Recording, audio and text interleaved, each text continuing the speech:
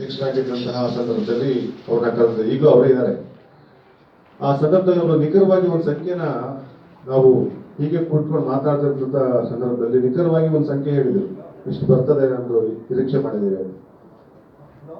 ಅಷ್ಟೇ ಬಂತು ಆ ಒಂದು ಚುನಾವಣೆಯಲ್ಲಿ.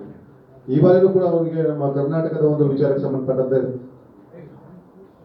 ಎಲ್ಲಾ ಕಡೆನೂ ಕೂಡ ತಿರುಗಾಡ್ತಿದ್ದಾರೆ, ಸಂಘಟನೆ ಮಾಡ್ತಾ ಇದ್ದಾರೆ, ಕಾರ್ಯಕರ್ತರಲ್ಲಿ ಒಂದು ಹೊಸ ಹುಮ್ಮಸ್ಸನ್ನ ಮೂಡಿಸ್ತಾ ಇದ್ದಾರೆ. ಇಂತಹ ಸಂದರ್ಭದಲ್ಲಿ ಅವರಿಗೆ ನಿಖರವಾಗಿ ಗೊತ್ತಿರುತ್ತೆ ಈ ಬಾರಿ ಕರ್ನಾಟಕದಲ್ಲಿ ಕಾಂಗ್ರೆಸ್ನ ಒಂದು ಸಾಧನೆ ಏನಾಗಿರಬಹುದು, ಎಷ್ಟು ಸ್ಥಾನಗಳಲ್ಲಿ ಗೆಲ್ಲಬಹುದು ಅನ್ನೋದ್ರ ಬಗ್ಗೆ. ಸಾಕಷ್ಟು ಬದಲಾವಣೆಗಳು ಕೂಡ ಆಗಿದೆ. 2014, 2019, ಈಗ 2024 ಚುನಾವಣೆಗಳ ಮಧ್ಯದಲ್ಲಿ ಸಾಕಷ್ಟು ವ್ಯತ್ಯಾಸಗಳು, ಸಾಕಷ್ಟು ಘಟನೆಗಳು ನಮ್ಮ ದೇಶದಲ್ಲಿ ನಡೆದೋಗಿದೆ. ಮುಂದಿನ 5 ವರ್ಷಗಳ ಭವಿಷ್ಯ, ನಮ್ಮ ಭವಿಷ್ಯ ಮತ್ತು ನಮ್ಮ ದೇಶದ ಭವಿಷ್ಯವನ್ನು ನಿರ್ಧಾರ ಮಾಡಲಿಕ್ಕೆ ಹೊರಟಿರುವಂತಹ 2024 ಚುನಾವಣೆ ಸಂದರ್ಭದಲ್ಲಿ ಕಾಂಗ್ರೆಸ್ ಪಕ್ಷದ ಯಾವ ರೀತಿ ಏನ್ ಮಾಡುತ್ತೆ, ಹೇಗ್ ಮಾಡುತ್ತೆ, ಜನರಿಗೆ ಯಾವ ರೀತಿಯಾದಂತಹ ಒಂದು ಭರವಸೆಗಳನ್ನ ಕೊಟ್ಟಿತ್ತು ಅದನ್ನ ಈಡೇರಿಸಿದೆ, ಗ್ಯಾರಂಟಿಗಳನ್ನ. ಇದರ ಮಧ್ಯದಲ್ಲಿ ಲೋಕಸಭೆಯಲ್ಲಿ ನೀವು ಕಾಂಗ್ರೆಸ್ಗೆ ಯಾವ್ದಕ್ಕೋಸ್ಕರ ವೋಟ್ ಮಾಡಬೇಕು ಅನ್ನೋದ್ರ ಬಗ್ಗೆ ಡಿ.ಕೆ. ಶಿವಕುಮಾರ್ ಸರ್ ಅವರು ಮಾತಾಡ್ತಾರೆ. ಅದಾದ ನಂತರ ನಿಮ್ದೇನೇ ಪ್ರಶ್ನೆಗಳಿದ್ರು ಕೂಡ ಶಾರ್ಟ್ ಆಗಿ ಕೇಳಿಬಿಡಿ, ಬೇಗ ಮುಗಿಸೋಣ ಇದನ್ನ, ಯಾಕಂದ್ರೆ ಅವ್ರಿಗೂ ಕೂಡ ಸಮಯಾವಕಾಶ ತುಂಬಾ ಕಡಿಮೆ ಇದೆ. Thank you.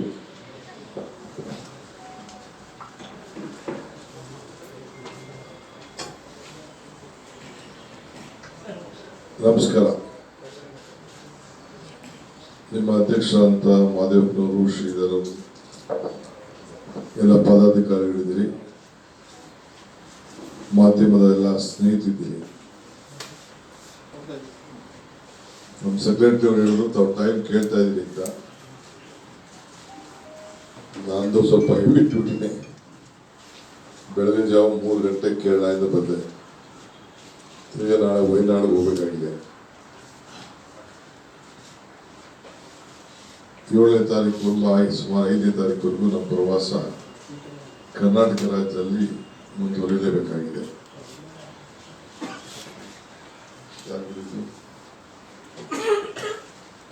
ಓಕೆ, ಈಗ ಎಲೆಕ್ಷನ್ ಟೈಮ್,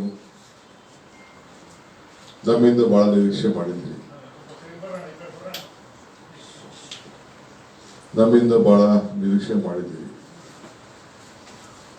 ಶ್ರೀಧರ್ ಮಾತಾಡ್ಬೇಕಾದ್ರೆ ಒಂದು ಪ್ರಶ್ನೆ ಹೇಳಿದ್ರು, ನಿಮ್ಗೆ ಯಾಕೆ ವೋಟ್ ಹಾಕಬೇಕು? ಒಳ್ಳೆ ಪ್ರಶ್ನೆ ಅದು, ಅಲ್ಲಿಂದ ಪ್ರಾರಂಭ ಮಾಡಿ ಅಂತ. ನಾನು ಈ ರಾಜ್ಯದ ಜನತೆಗೆ,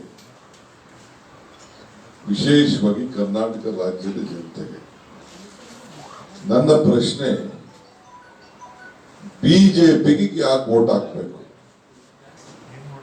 ಬಿಜೆಪಿ ಚುನಾವಣೆಯಲ್ಲಿ ಇಲ್ಲ ಅಧಿಕಾರ ಇದ್ದಾಗ ಚುನಾವಣಾ ಮುಂಚಿತವಾಗಿ ಜನರಿಗೆ ಏನ್ ಮಾತು ಕೊಟ್ಟಿದ್ರು ಆ ಮಾತನ್ನ ಉಳಿಸ್ಕೊಂಡ್ರ? ಇಲ್ಲ ಅಧಿಕಾರ ಇದ್ದಾಗ ಡಬಲ್ ಇಂಜಿನ್ ಸರ್ಕಾರ ಯಾವತ್ತೂ ಯಡಿಯೂರಪ್ಪನವ್ರಿಗೆ, ಬಿಜೆಪಿಗೆ ಕರ್ನಾಟಕದಲ್ಲಿ ಒಂದು ತಂದೆ ಆದಂತ ಶಕ್ತಿ ಮೇಲೆ ಒಂದು ಸರ್ಕಾರ ಮಾಡ್ಲಿಕ್ಕೆ ಅವಕಾಶ ಸಿಗ್ಲಿಲ್ಲ. 110 ಸತಿ ಸಿಕ್ತು, 104 ಕಡೆ ಸಿಕ್ತು. ಬೇರೆಯವರನ್ನ ಸೇರ್ಕೊಂಡು ಮಾಡಿದ್ರು, ಆಪರೇಷನ್ ಲೋಟಸ್ ಮಾಡಿದ್ರು. ಆಪರೇಷನ್ ಲೋಟಸ್ ಅಲ್ಲಿ ಬಹಳ ಚೆನ್ನಾಗಿ ಪರಿಣಿತರಿದ್ದಾರೆ, ಮಾಡಿದ್ರು, ಯಶಸ್ಸಾದ್ರು.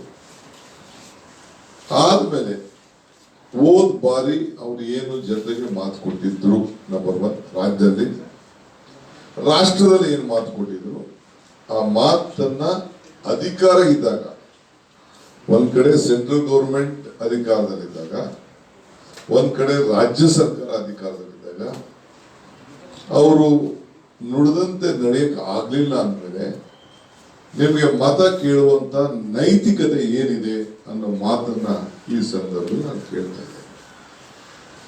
ಉತ್ತರ ಕರ್ನಾಟಕದಿಂದಾನೇ ಬರೋಣ. ನಾವೆಲ್ಲ ನೆಲ ಜಲ ಬಗ್ಗೆ ಮಾತಾಡ್ತೇವೆ. ಮಹದಾಯಿ ವಿಚಾರದಲ್ಲಿ ನೀವು ಸೆಲೆಬ್ರೇಷನ್ ಮಾಡಿದ್ರಿ, ನಮ್ದು ಆಗೋಯ್ತು ತೀರ್ಪು, ನಾವು ಘೋಷಣೆ ಮಾಡಿಸಿದೀವಿ ಅಂತ ಹೇಳಿ ಬೊಮ್ಮಾಯಿರವರು, ಜೋಶಿಯವರು, ಶೆಟ್ಟರ್ ಅವರು ಎಲ್ಲರೂ ಸೇರಿ ಆ ಭಾಗದ ನಾಯಕರುಗಳೆಲ್ಲ ಸೇರಿ ಸೆಲೆಬ್ರೇಷನ್ ಮಾಡ್ತಾ ಇದ್ದಾರೆ.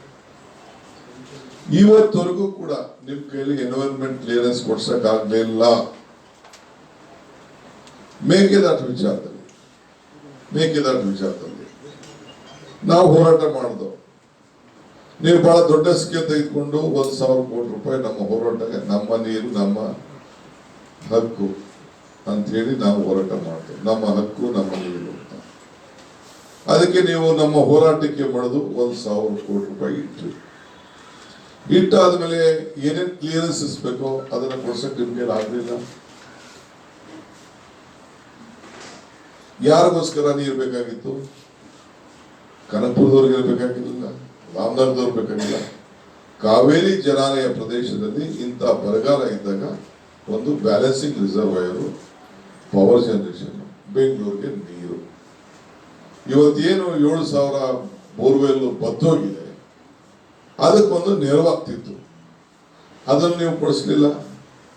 ತಕ್ಷಣ 2 ವರ್ಷದಲ್ಲೇ 3 ವರ್ಷದಲ್ಲೇ ಕಟ್ತೀವಿ ಅಂತ ಹೇಳಿಲ್ಲ. But everything was in your hand. Mahadayi ವಿಚಾರದಲ್ಲಿ ಏನ್ ತೀರ್ಮಾನ ನಿಮ್ ಕೈಲಿತ್ತು? ಆಯ್ತು. ನಾನು ಮೊದಲು ಯಾಕೆ ನೀರಾವರಿ ವಿಚಾರ ತೆಗೆದುಕೊಳ್ತಾ ಇದ್ದೀನಿ ಅಂತಂದ್ರೆ, ಫಸ್ಟ್ ನಮ್ಮ ಹಕ್ಕದು, ನೀರಿನ ಹಕ್ಕು. ಆಯ್ತು, ಭದ್ರಾ ಯೋಜನೆ ನೀವೇ ಅನೌನ್ಸ್ಮೆಂಟ್ ಮಾಡಿದ್ರಿ. ಎಲ್ಲ ಪಾರ್ಲಿಮೆಂಟ್ ಮೆಂಬರ್ ಒಮ್ಮತದಿಂದ ಕರ್ನಾಟಕ ರಾಜ್ಯದವರು, ರಾಷ್ಟ್ರದವರೆಲ್ಲ ಸೇರಿ ಬಜೆಟ್ ಅನ್ನ ಅನುಮೋದನೆ ಮಾಡಿದ್ರಿ. 5,300 ಕೋಟಿನ 4 ಕೋಟಿ ರೂಪಾಯಿ ಕೊಡ್ತೀನಿ ಅಂತೇಳಿ ಅದನ್ನ ಬೊಮ್ಮಾಯಿಯವರು ಬಜೆಟ್ ಅಲ್ಲಿ ಸೇರಿಸ್ಕೊಂಡ್ರು. ಬಜೆಟ್ ಅಲ್ಲಿ ಸೇರ್ಕೊಂಡು ಅದನ್ನು ಕೂಡ ಸೇರಿಸಿ ಪ್ರೋಗ್ರಾಮ್ ಅನ್ನು ನೀವು ಕೊಟ್ರಿ. ಅದು 1 ರೂಪಾಯಿ ನೀವು ಬಿಡುಗಡೆ ಮಾಡಕ್ ಆಗಲಿಲ್ಲ. ಆಯ್ತಪ್ಪ, ಬರಗಾಲ ಬಂತು, ಅದು ಆಗ್ಲಿಲ್ಲ. ಬರಗಾಲದಲ್ಲಿ ನಾವು ನಿಮ್ ಸೆಂಟ್ರಲ್ ಗೌರ್ಮೆಂಟ್ ಇತ್ತು, ನಾವು ಹೋಗಿ ರಿಕ್ವೆಸ್ಟ್ ಮಾಡ್ಕೊಂಡು 150 ದಿನಕ್ಕೆ 100 ದಿನದಿಂದ 50 ದಿನ ಎಕ್ಸ್ಟ್ರಾ ಮಾಡಿ 150 ದಿನ ಮಾಡೋದು ಮ್ಯಾಂಡೇಟ್ ಅವಕಾಶ ಇದೆ. ಬರಗಾಲದಲ್ಲಿ ಪರಿಹಾರ ಕೊಡಕ್ಕಿದೆ. ಈ ಅನೇಕ ನಾರ್ಮ್ಸ್ ಅಲ್ಲಿ ಪ್ರೈಮ್ ಮಿನಿಸ್ಟರ್ನ, ಚೀಫ್ ಮಿನಿಸ್ಟರ್ ಹೋಗಿ ಭೇಟಿ ಮಾಡಿದ್ದಾರೆ, ಹೋಮ್ ಮಿನಿಸ್ಟರ್ ಭೇಟಿ ಮಾಡಿದ್ದಾರೆ, ಅಗ್ರಿಕಲ್ಚರ್ ಮಿನಿಸ್ಟರ್, ರೆವಿನ್ಯೂ ಮಿನಿಸ್ಟರ್ ಎಲ್ಲ ಹೋಗಿ ಭೇಟಿ ಮಾಡಿ ಕೇಳ್ಕೊಂಡಿದ್ದಾರೆ. ನೀವು ಸರ್ವೆ ಟೀಮ್ ಕಳಿಸಿದಿರಿ.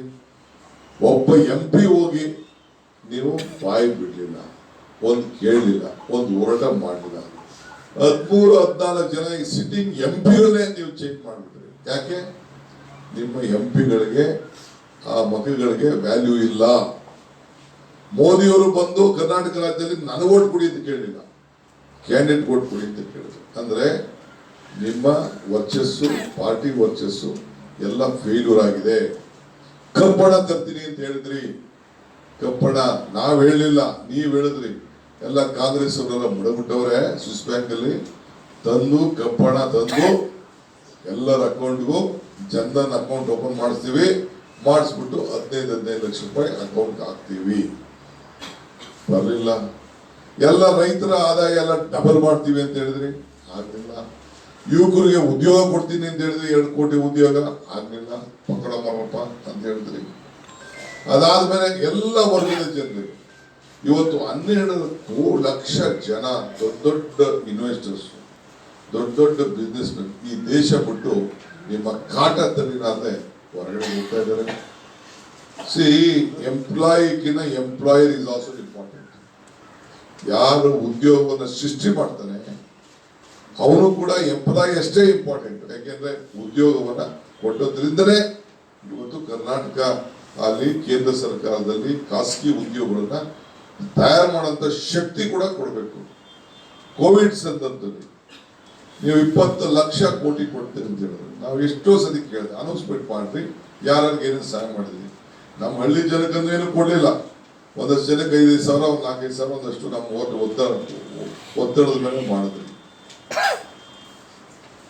ಕೊನೆಗೆ ಕೋವಿಡ್ ಸಂದರ್ಭದಲ್ಲಿ ಏನ್ ಮಾಡಿದ್ರಿ? ಬಸ್ಗೂ ದುಡ್ಡು ಹಾಕಿಬಿಟ್ರಿ. ಕೊನೆಗೆ ನಾವು ಹೋರಾಟ ಮಾಡಿದ್ಮೇಲೆ ಕೊನೆಗೆ 3 ಪಟ್ಟು ದೂಸ ಹಾಕಿದ್ರಿ. ನಾ ಗಲಾಟೆ ಮಾಡಿ 1 ಕೋಟಿ ಚೆಕ್ ಕೊಟ್ಟ ಮೇಲೆ ಆಮೇಲೆ ತೆಗೆದು ಫ್ರೀ ಮಾಡಿದ್ರು. ಅದು ಇಡೀ ನ್ಯಾಷನಲ್ ಲೆವೆಲ್ ಕಾರ್ಯಕ್ರಮ ಆಯಿತು. ಸೆಂಟ್ರಲ್ ಗೌರ್ಮೆಂಟ್ ನಮ್ಮ ಒತ್ತಡಕ್ಕೆ ತಡೆದಾದ್ರೆ ಅವರು ಕೂಡ ಟ್ರೈನಲ್ಲಿ ಒಂದಷ್ಟು ದಿನ ಫ್ರೀ ಬಿಡಬೇಕಾದಂತ ಒಂದು ಪರಿಸ್ಥಿತಿ ಬಂತು. 20 ಲಕ್ಷ ಕೋಟಿ ರೂಪಾಯಿ ಅದು ಯಾರು ಕೊಟ್ಟಿದ್ದೀರ ಅಂತ ಒಂದು ಅಡ್ವರ್ಟೈಸ್ಮೆಂಟ್ ಕೊಡ್ರಿ, ಏನೇನೋ ಅಡ್ವರ್ಟೈಸ್ಮೆಂಟ್ ಕೊಡ್ತಾ ಇದೀರಿ ಅಂತ ಹೇಳಿದ್ರು, ಅದು ಕೂಡ ಸೊ ಹಂಗೆ ನಾನು ನೀವು ಕೇಳ್ತಾ ಇರೋದು, ಯಾಕೆ ನೀವು ಗೆಲ್ಲಕ್ ಆಗದ್ರಿಂದನೇ ಎಲ್ಲ ಕಾಂಗ್ರೆಸ್ ಲೀಡರ್ಗಳಿಗೆ ತೊಂದರೆ ಕೊಡೋದು, ಇನ್ಕಮ್ ಟ್ಯಾಕ್ಸ್ ಉಪಯೋಗಿಸೋದು, ಇಡಿ ಉಪಯೋಗಿಸೋದು, ಅಪೋಸಿಷನ್ ಪಾರ್ಟಿಯವ್ರ ಮೇಲೆ ಮಾಡ್ತಾ ಇದ್ದೀರಿ. ನಿಮ್ಮ ಪಾರ್ಟಿಯವ್ರ ಮೇಲೆ ಏನೆಲ್ಲ ಹರೀಶನ್ ಮೊಮ್ಮಕ್ಕಳ ವಾಷಿಂಗ್ ಮಿಷಿನ್ ಇಟ್ಕೊಂಡಿದ್ದೀರಾ? ಏನ್ ನಾವು ಕೊಡೋಣ ಪಟ್ಟಿ? ನಿಮ್ಗೆ ಗೊತ್ತಿಲ್ವಾ ಯಾರು ಅಪೋಸಿಷನ್ NDA ಒಂದು ಏನೇನು ನಡೀತಾ ಇದೆ ಅಂತ? ಎಲ್ಲ ಕಣ್ಣು ಮುಚ್ಕೊಂಡು ನೀವೇ ಪರ್ಮಿಟ್, ನ್ಯಾಷನಲ್ ಪರ್ಮಿಟ್ ಕೊಟ್ಟಕ್ಕೆ ಕೊಟ್ಬಿಟ್ಟಿದ್ದೀರಿ. ಎಲ್ಲ ಕಾಂಗ್ರೆಸ್ ಲೀಡರ್ಗಳನ್ನ, ಬ್ಯಾಂಕ್ ಅಧ್ಯಕ್ಷಗಳನ್ನ, ನಮ್ಮ ಕಾರ್ಯಕರ್ತರು, ನಮ್ಮ ಬ್ಲಾಕ್ ಅವರು, ನಮ್ಮ ಪಾರ್ಟಿಯವರು, ನಮ್ಮ ಬೆಂಬಲಿತವಾಗಿರುವಂತ ಯಾರು ಒಂದಷ್ಟು ಜನ ಬಿಸ್ನೆಸ್ ಮೆನ್ ಎಲ್ಲರೂ ಎದುರಿಸಿ ಇವತ್ತು ಏನಾದ್ರು ಮಾಡಿ ಎಲೆಕ್ಷನ್ ಗೆಲ್ಬೇಕು ಅಂತ ಹೊರಟಿದ್ದೀವಿ. ಜನ ತೀರ್ಪು ಮುಂದೆ ಯಾವುದೂ ಇಲ್ಲ.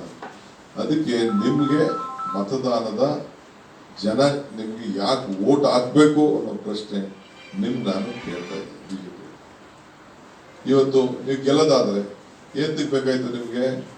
ಮಹಾರಾಷ್ಟ್ರಲ್ಲಿ ನಮ್ಮ ಪಾರ್ಟಿಯವ್ರನ್ನ ಕರ್ಕೊಳ್ಳೋದು, ಬೇರೆ ಪಾರ್ಟಿಯವ್ರು ಕರ್ಕೊಳ್ಳೋದು, ಆಪರೇಷನ್ ನೋಟಿಸ್ ಮಾಡಿಸೋದು, ಏನ್ ತಿಕ್ಬೇಕಾಯ್ತು? ಬೇರೆ ಕಡೆ ಎಲ್ಲ ಕಡೆನೂ ಇಂಡಿವಿಜುವಲ್ ಹುಡುಕಿ ಕರ್ಕೊತಾ ಇದ್ದೀರಲ್ಲ, ಏನ್ ಮಾತಾಡಿದ್ರಿ? ಕರ್ನಾಟಕ ರಾಜ್ಯದಲ್ಲಿ 1 ವರ್ಷದಿಂದ ಎಲೆಕ್ಷನ್ ಬಂದಾಗ ಇದೇ ಟೈಮಲ್ಲಿ ಏನ್ ಮಾತಾಡಿದ್ರಿ? ಮೈಸೂರಲ್ಲಿ ಜನತಾದಳದವರಿಗೆ ಈಗೇನ್ ಮಾತಾಡ್ತಾ ಇದ್ದೀರಿ?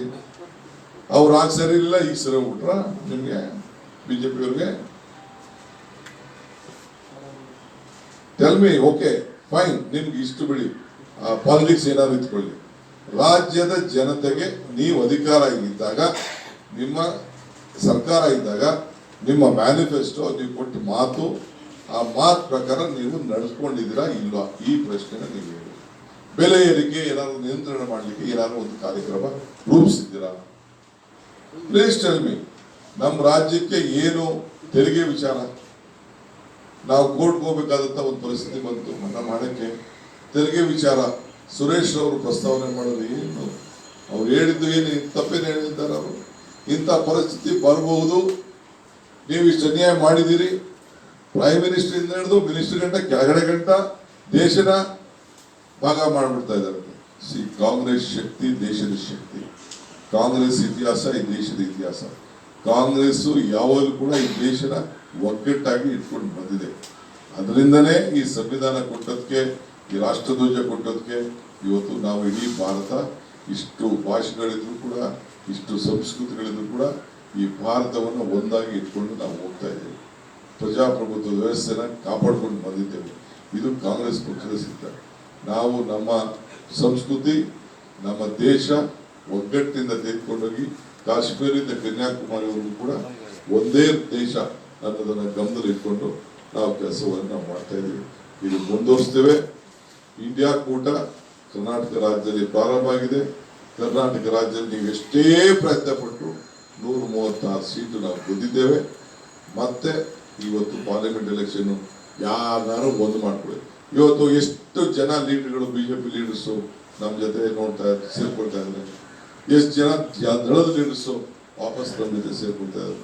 ಪಟ್ಟಿ ನೀವೇ ನೋಡ್ತಾ ಇದ್ರಲ್ಲ, taluk level, district level, state level. ಈಗ ತಾನೇ ನಾನು ಕರಡಿ ಸಂಘಟನೆ ಅಡ್ಮಿಟ್ ಮಾಡ್ಬಿಟ್ಟು ಬಂದೆ. ಏನು ರೆಸಿಗ್ನೇಷನ್ ಕೊಟ್ಟರು, ಈಗ ತಾನೇ ನಾನು ಅಡ್ಮಿಟ್ ಮಾಡ್ಬಿಟ್ಟು ನಾನು ಬಂದೆ. ಬಹಳ ಜನ ನಿಮ್ಮ ಮೀಡಿಯಾ ಫ್ರೆಂಡ್ಸ್ ಕೂಡ ಕಾಂಗ್ರೆಸ್ ಪಕ್ಷದ ಕಡೆ ನೋಡ್ತಾ ಇದ್ದಾರೆ. ನಮ್ಮಿಂದ ದೂರ ಹೋದವರೆಲ್ಲ ವಾಪಸ್ ಕೊಡ್ತಾ ಇದ್ದಾರೆ. ಸಿಟ್ಟಿಂಗ್ MLCಗಳೆಲ್ಲ ಬರ್ತಾ ಇದ್ದಾರೆ. ದಳದ MLCಗಳೆಲ್ಲ ನಮ್ಮ ಹತ್ರ ಬರ್ತಾ ಇದ್ದಾರೆ. ಇನ್ನ ದೊಡ್ಡ ಪಟ್ಟಿ ಇದೆ, ಆಮೇಲೆ ಮಾತಾಡ್ತಾ ಇದ್ದಾರೆ. ಇಷ್ಟೇ. ಬಿಜೆಪಿಗೆ, NDAಗೆ, ದಳಕ್ಕೆ ವೋಟ್ ಹಾಕ್ಲಿಕ್ಕೆ ಎಲ್ಲ ತರದ ಅರ್ಹತೆಗನ್ನ ಅವರು ಕಳ್ಕೊಂಡಿದ್ದಾರೆ. Janata Dal also has lost is strength. That is why ಅವ್ರ ಫ್ಯಾಮಿಲಿ ಮೆಂಬರ್ನ ಬೇರೆ ಪಾರ್ಟಿಗೆ ನಿಲ್ಲಿಸಿದ್ದಾರೆ. ಯಾರು ಬೇಕಾದ್ರೂ ನಿಲ್ಲಿಸ್ಕೊಳ್ಳಿ, ನಮ್ಗೇನು ಹೊಸ್ತೇನಲ್ಲ. But they have lost their strength. ನಿಕ್ಕಿದ್ದು ನಿಮ್ ಬಿಡ್ತೀನಿ ನಾನು. 10 ಪ್ರಶ್ನೆ ತಗೊಳ್ಕೊಂಡಿದ್ದೀನಿ.